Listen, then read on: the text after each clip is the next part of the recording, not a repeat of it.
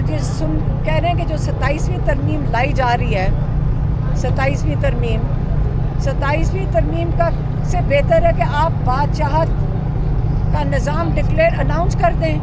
آپ اس کی کیوں تکلف کرتے ہیں کہ آپ 27ویں ترمیم لانے کی کوشش کر رہے ہیں؟ کیونکہ آہستہ آہستہ آپ نے لوگوں کو بالکل ان کی آواز ختم کر دی ہے.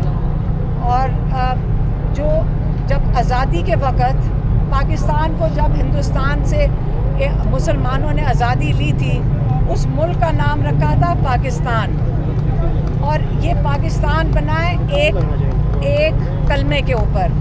لا الہ الا اللہ کیوں کہا جاتا ہے کہ پاکستان کا مطلب کیا لا الہ الا اللہ؟ کیونکہ یہ کلمہ ہی ہے جو آپ کو غلامی سے آزاد کرتا ہے. یہ کلمہ ہی ہے جس کی وجہ سے پاکستان آج قائم ہے.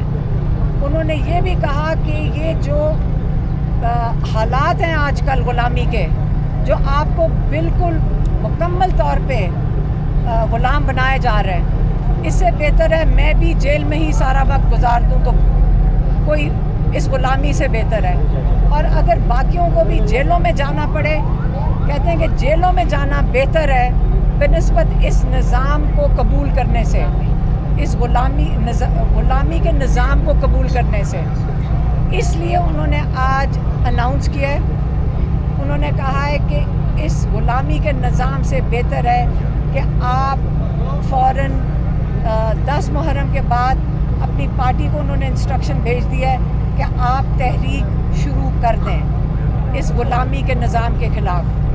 اور انہوں نے ایک اور چیز ہے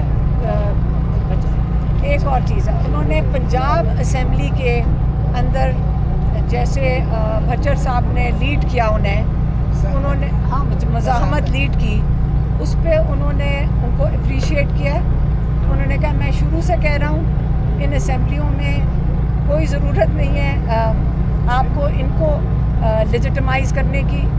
آپ بہتر ہے اس سے کہ جب میں نے آ کے اسپیچ دی تھی پہلی دفعہ تو مجھے تو کسی نے اسپیچ بھی نہیں دینے دی تھی، لیکن ہم نے یہ نہیں کیا تھا کہ ساری اسمبلی کو نااہل کر کے باہر نکال دیں.